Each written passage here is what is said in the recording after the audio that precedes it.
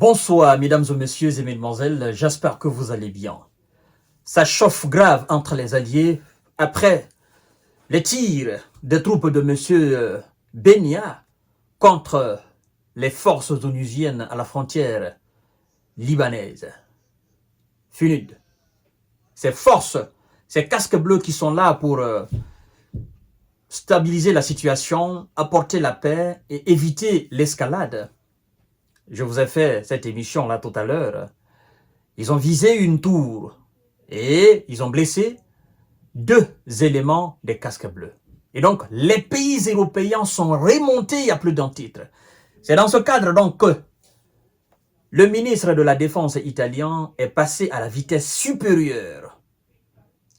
Effectivement, le ministre est monté au créneau et a convoqué immédiatement l'ambassadeur de l'État hébreu à Rome pour effectivement demander des explications et dénoncer cet acte ignoble, intolérable, inacceptable.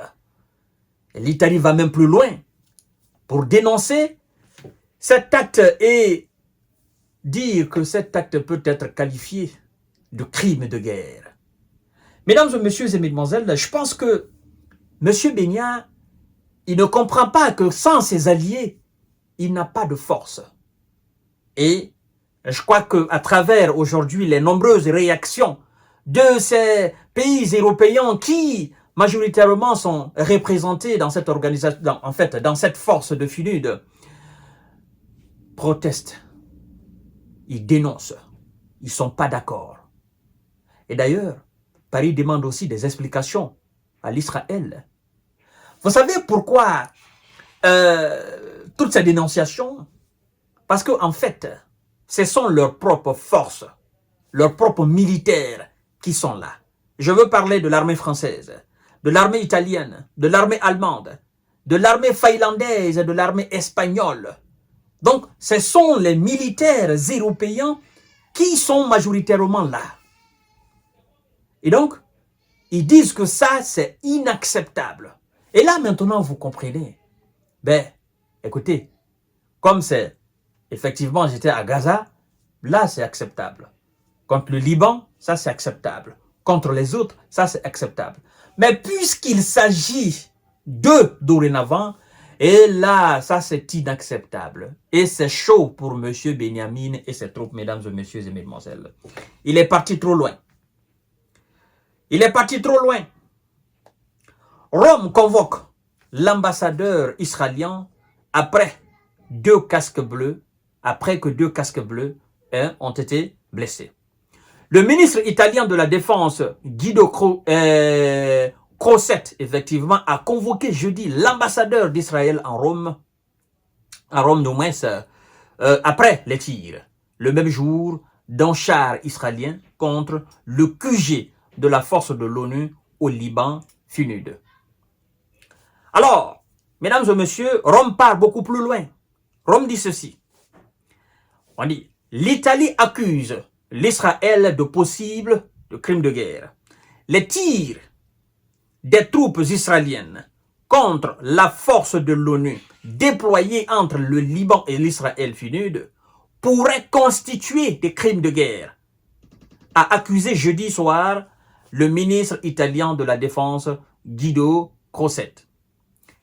Les actions hostiles commises de manière répétée par les forces israéliennes contre la base de la FUNUD pourraient constituer des crimes de guerre et représentent certainement de très graves violations des normes du droit international humanitaire, a affirmé le ministre lors d'une conférence de presse. Là maintenant, M. Benyamin qui dit en référence au droit international, parce que tout le monde parle de ce fameux droit international, je ne sais même pas le droit international c'est pour qui. Ben, au vu des droits internationaux, nous nous défendons.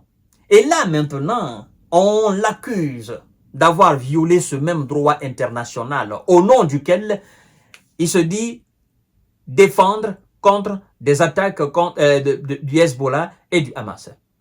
Voilà, mesdames et messieurs. Voilà. Et Madrid est parti beaucoup plus loin encore. Bon, vous savez, après donc la sortie fracassante du premier ministre espagnol Pedro Sanchez sur ce qui se passe dans ce coin-là, lui n'est pas passé par mille chemins. Il dit carrément que c'est de l'invasion de la part de l'Israël, hein, n'est-ce pas, d'un pays indépendant, comme le Liban. Et donc, lui ne mâche pas ses mots. Il est allé directement.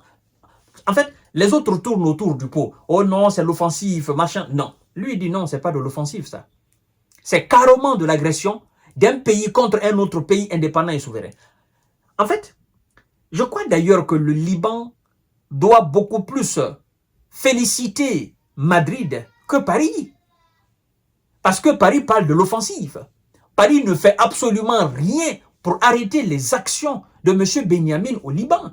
Concrètement, Paris ne fait rien. Paris ne fait que jouer à ce jeu à ce double jeu est à l'hypocrisie.